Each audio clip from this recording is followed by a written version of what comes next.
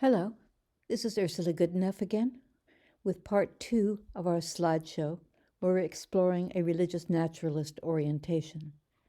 In part 1, we presented what we're calling everybody's story, the history of nature. And in part 2, we will be exploring religious responses to this story. So in part 1, we established that humans are symbolic and narrative beings. We're unique in our use of symbolic language, and these symbols point to underlying meanings and understandings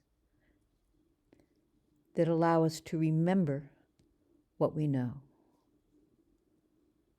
We also each construct a narrative self of who we are, our autobiography. And given that, we tell stories, and in part 1 we talk about everybody's story, summarized here, the history of the natural world. So a naturalist takes everybody's story seriously, takes nature seriously, and adopts the story as a core narrative.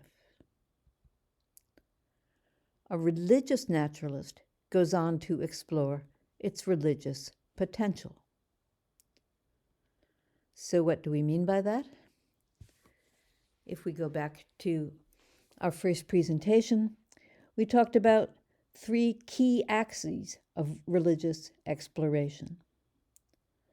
The first is coming up with interpretations of the story. The second is developing spiritual responses to the story. And the third is to find moral or ethical orientations within the story.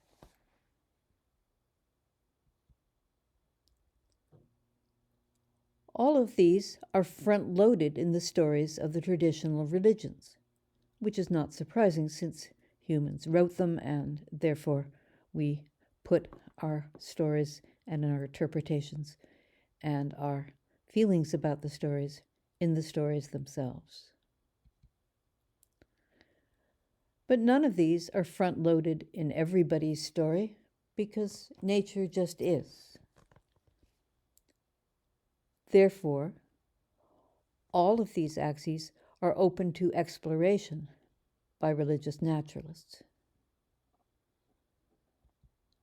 So if we start with the interpretive axis, it entails asking the big questions along philosophical or existential axes. Why is there anything at all rather than nothing? How does everybody's story inform my experience of being a self? What does it tell me about death, love, evil, the search for the meaning of life?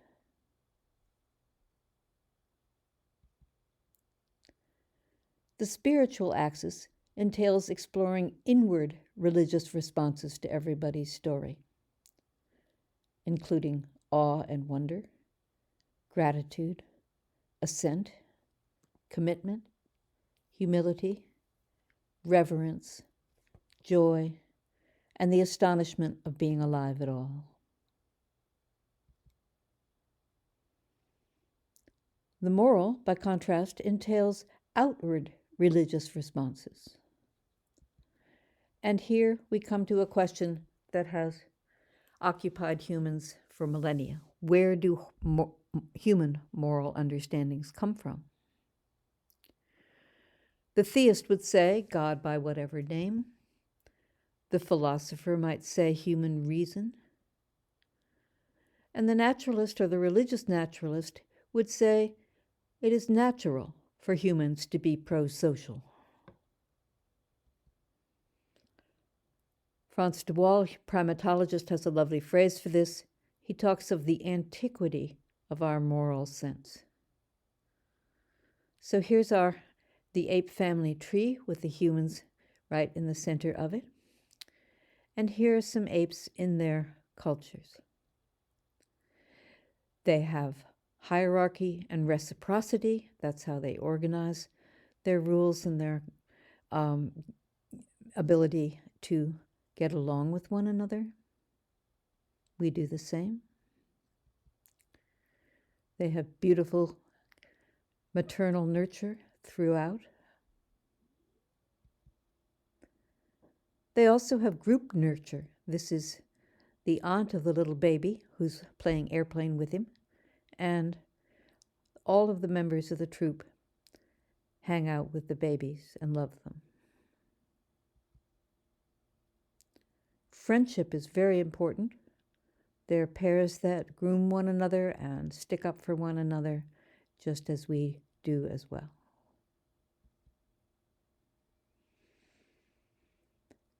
And there are many observations of what is obviously empathy. Like here, Lucy, a captive bonobo, has a boo-boo on her thigh, and her brother Caleb is looking with clear concern. So social sensibilities are experienced by both non-human and human apes.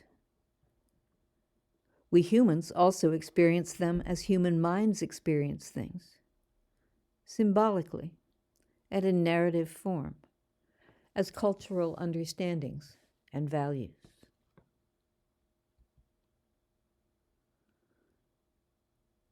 We've of late also realized that moral sensibility is not just something that pertains to human interactions.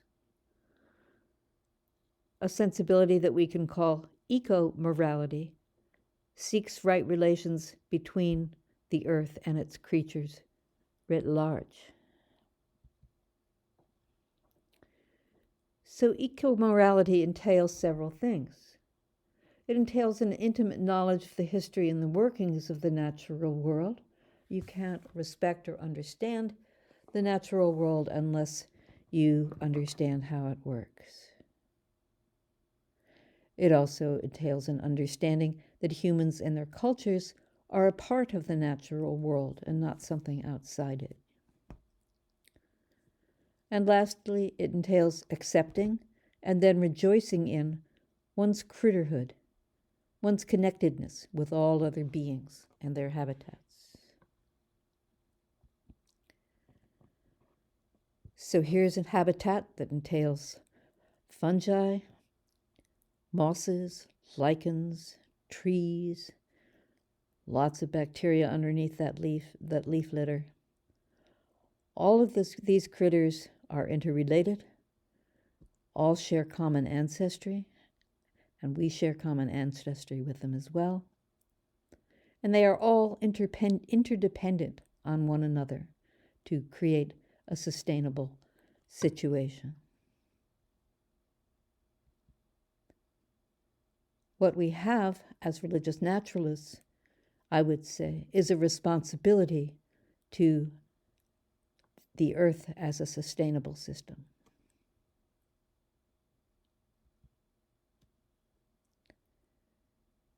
So a naturalist takes nature seriously.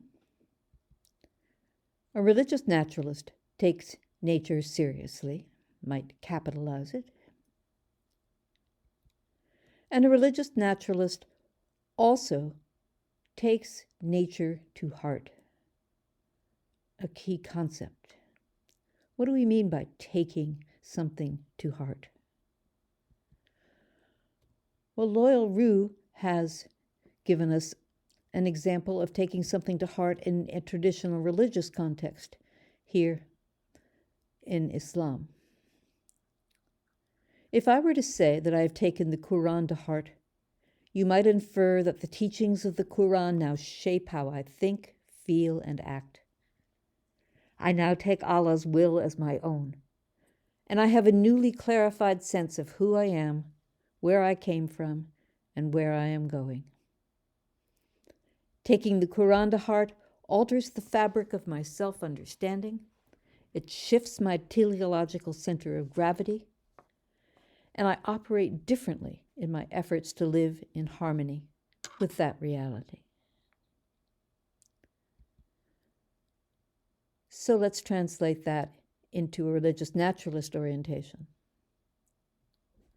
If I were to say that I have taken nature to heart, You might infer that the natural world now shapes how I think, feel, and act.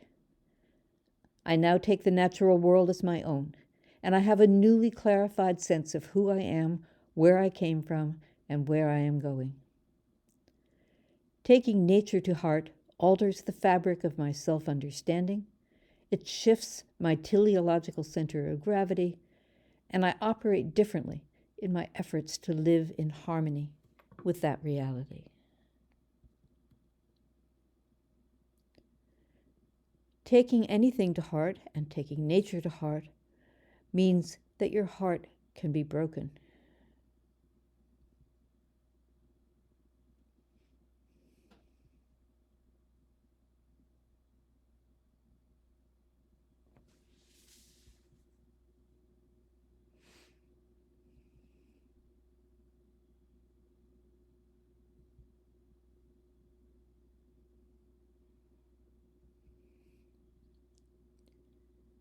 Taking something to heart means experiencing moral outrage when that which is revered is desecrated, and then, importantly, acting on that outrage. So there's no such thing as religious naturalism. Each religious naturalist develops her or his own orientation. That said, we also share and learn from one another. So here's a perspective that some of us wrote around 20 years ago. We find our sources of meaning within the natural world, where humans are understood to be emergent from and hence a part of nature. Our religious quest is informed and guided by the deepening and evolving understandings fostered by scientific inquiry, and by the mindful understandings inherent in our human traditions, including art, literature, philosophy, and the religions of the world. The natural world and its emergent manifestations in human creativity and community are the focus of our immersion, wonder, and reverence.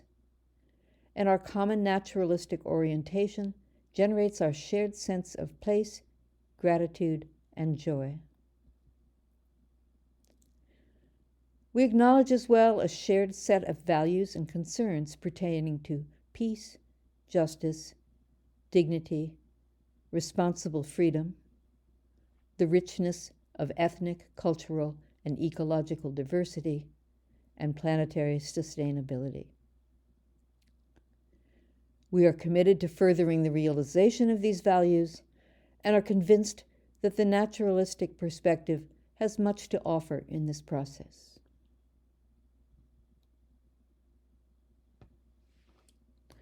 So a religious naturalist is anchored in and dwells within her understanding of the natural world. He finds religious orientation within that meta-narrative and develops mindful religious responses to it, interpretive, spiritual, and moral. Importantly, these responses often deeply overlap those espoused by existing traditions.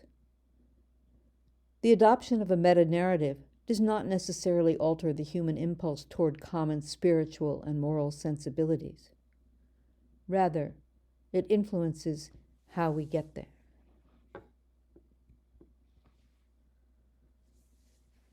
And finally, Mary Oliver's poem, Wild Geese, which has come to be kind of a mantra for some of us religious naturalists. You do not have to be good. You do not have to walk on your knees for 100 miles through the desert repenting. You only have to let the soft animal of your body love what it loves. Tell me about despair, yours, and I will tell you mine. Meanwhile, the world goes on. Meanwhile, the sun and the clear pebbles of the rain are moving across the landscapes, over the prairies and the deep trees, the mountains and the rivers. Meanwhile, the wild geese, high in the clean blue air, are heading home again. Whoever you are, no matter how lonely. The world offers itself to your imagination, calls to you like the wild geese, harsh and exciting, over and over announcing your place in the family of things.